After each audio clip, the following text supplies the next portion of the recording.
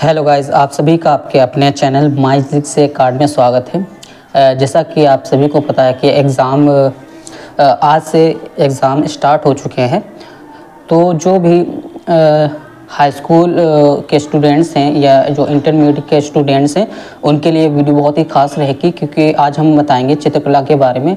जिनका भी विषय है चित्रकला, उनके लिए वीडियो बहुत ही खास रहेगी। तो अंत तक ये वीडियो ज़रूर देखें और लाइक करें, शेयर करें और मेरे चैनल को सब्सक्राइब ज़रूर करें, क्योंकि आज हम बताने वाले हैं कुछ महत्वपूर्ण जानकारी जो आपके लिए बहुत ही खास रहेगी।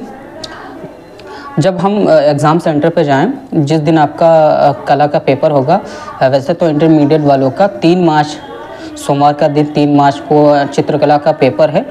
और जो भी हाई स्कूल वाले स्टूडेंट्स, उनके लिए भी एक खास है वीडियो।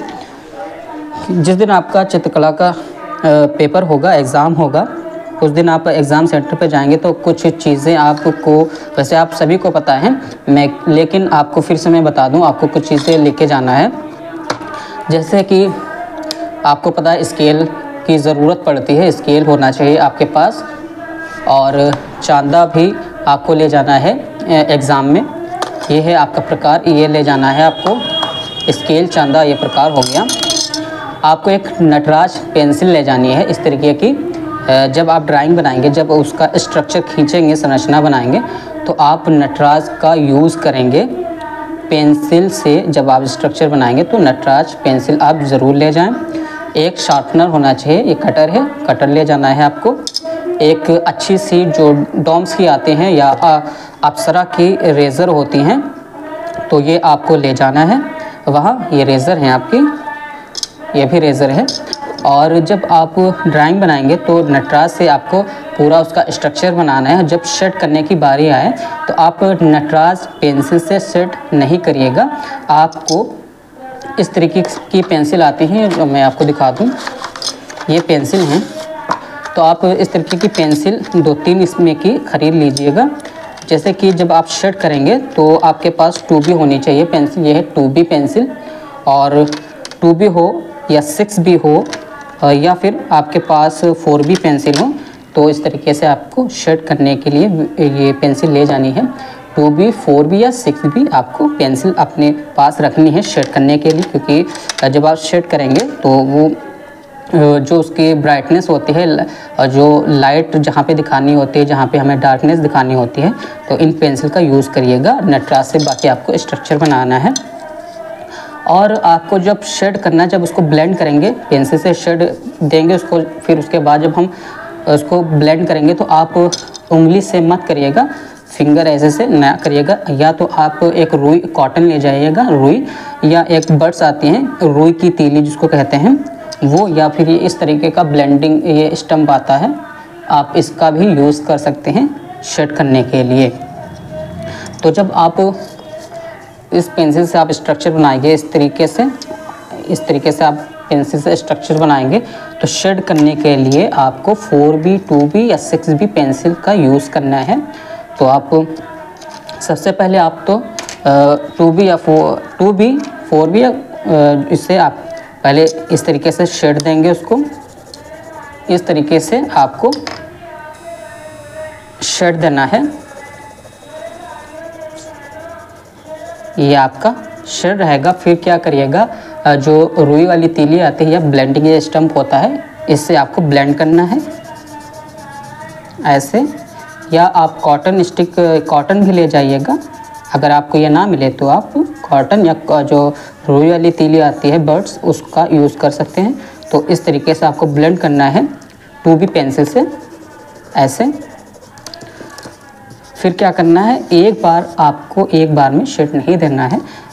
ये आपकी फर्स्ट लेयर हो जाएगी शेड की।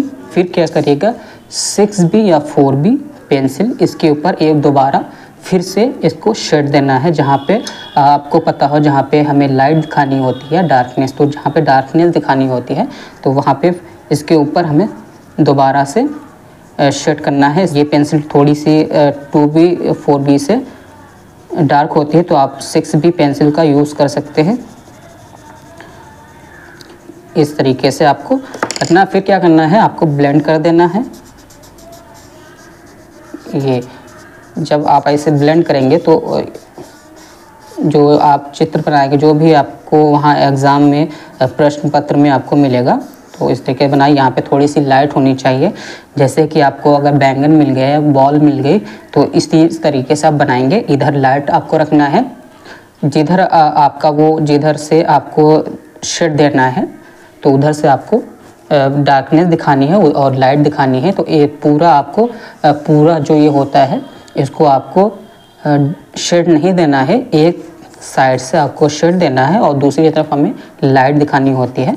तो आप इसे कर सकते हैं। अगर आप इसके ऊपर दोबारा से करना चाहते हैं फिनिशिंग के लिए तो आप इस पर दोबारा से भी इसको पेंसिल से 6B पेंसिल या 4B पेंसिल से आपको शेड दे सकते हैं, ऐसे देकर, और फिर इसको ब्लेंड कर लीजिएगा।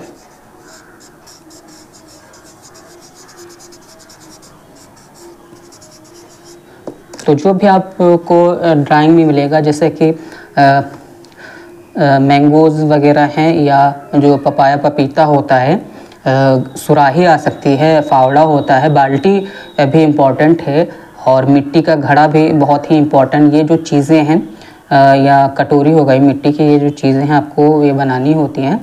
तो आप उसका जब स्ट्रक्चर बनाएंगे तो आप नटराज पेंसिल यूज़ करिएगा, और जब आप शेड देने की बारी आए तो 4B या 6B पेंसिल आप शेड करने के लिए इसका यूज़ करिएगा। तो आप का जो वहाँ जब आप ड्राइंग बनाएंगे तो अच्छी बनेगी। इससे आपको ये हो सकता है जो एग्ज़ामिनर होंगे वो आपको अच्छे नंबर देंगे। तो आप इन चीज़ों का ध्यान रखिएगा। तो मैंने क्या बताया है, स्केल, चांदा, और ये प्रकार हो गया, नटराज पेंसिल है, 2B 4B 6B पेंसिल आपको ले जाना है, शार्पनर होना चाहिए, एक अप्सरा या डॉम्स की रेज़र आती है जो बहुत ही सॉफ्ट होती है, ये आपको ले जाना है। हार्ड वाली रेज़र आप नहीं ले जाएंगे क्योंकि इससे ये होता है जो पेपर होता है उस पर स्क्रैच आ जाते हैं, वो पेपर ये रहता है कि फटने का डर रहता है। तो आप सॉफ्ट रेज़र डॉम्स या अप्सरा की ले जा सकते हैं। और ब्लेंडिंग स्टेप या रुई वाली तीली जो होती है बर्ड्स, उसका यूज़ कर सकते हैं। तो इन चीज़ों का बहुत ही ध्यान रखें और ये लेकर जाएं। और अगर आपको ये चीज़ें आपको इम्पोर्टेंट लग रही हो तो प्लीज़ मेरे चैनल को लाइक, शेयर और सब्सक्राइब ज़रूर करें। Thank you so much.